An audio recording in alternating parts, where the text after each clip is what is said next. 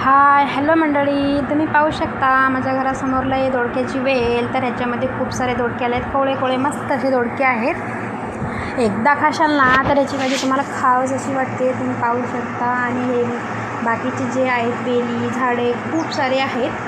आणि हे इकडे आहे ते पांढऱ्या कारल्याचे आहे. मी तुम्हाला मागच्या ब्लॉकमध्ये दाखवलं ते ग्रीन कारल्याची होती, तर ते पांढऱ्या कारल्याचे आहे.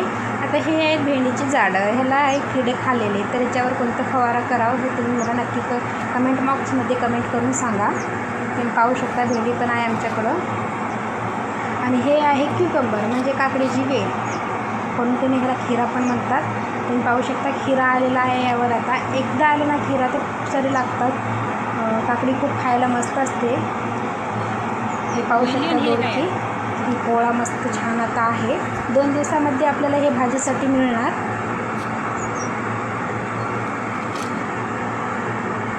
हे खिरे पण बारीक बारीक आहेत अजून.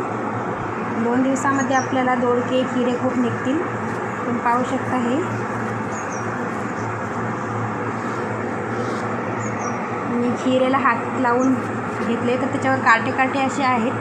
आणि हे पाहू शकता हे आहे अकलखार म्हणतात त्याला. आता हे छोटे छोटे रोपटे आहेत. आणि हे इथं बाजूलाच लागलेलं आहे अद्रक. तर अद्रक हे चहासाठी लावलेलं आहे.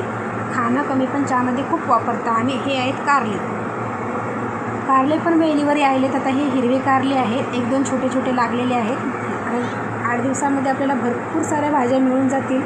बाजारात जायची गरजच नाही. हे आहे बेलपत्र, जे श्रावण सोमवारी वापरलं जातं. आणि हे आहे इथं झेंडूची फुलाची झाडे. पाहू शकता तुम्ही झेंडूची फुलं 20 ते 25 झेंडूचे फुलं आहेत. दिवाळीपर्यंत याला फुलं येऊन जातील. आणि दिवाळीला आपल्याला लक्ष्मीपूजेमध्ये उपयोग होईल. आणि ह्या फुलाला तुमच्याकडे काय म्हणतात हे मला नक्की कमेंटमध्ये सांगा. पहा याचा कलर किती छान आहे, बघलं तरच मन मोहून जाईल असा ह्या फुलांचा कलर आहे. आणि इकडं आहे सीताफळांचं झाड.